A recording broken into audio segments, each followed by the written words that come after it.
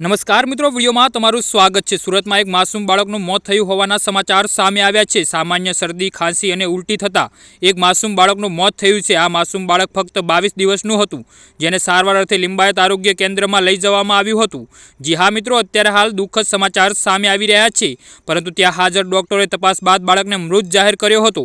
માસૂમ 22 દિવસના બાળકનું મોત થતાં પરિવારમાં માતમ છવાઈ ગયો હતો। સુરતમાં આવેલા લિંબાયતના સુભાષનગર વિસ્તારમાં રહેતા એક પરિવારમાં શોકનો માહોલ છવાઈ ગયો છે। જી હા મિત્રો, અત્યારે હાલ દુઃખદ સમાચાર સામે આવી રહ્યા છે।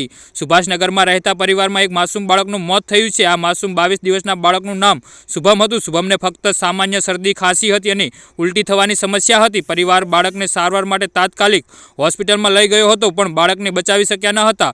સુરતમાં લિંબાયતમાં રહેતા માસૂમ બાળકને શરદી, ખાંસી અને ઉલટી થતાં તેની તબિયત લથડી હતી, જેથી પરિવારમાં સભ્યો 22 દિવસના માસૂમ બાળક શુભમને સારવાર અર્થે સુરતના લિંબાયત આરોગ્ય કેન્દ્રમાં લઈ ગયા હતા, જ્યાં હાજર પર તબીબોએ પ્રાથમિક તપાસ આદરી હતી। જી હા મિત્રો, તો આના વિશે તમારું શું કહેવું છે તો નીચે કોમેન્ટ બોક્સમાં જરૂરથી જણાવજો। વિડીયો પૂરો જોવા બદલ ખૂબ ખૂબ આભાર।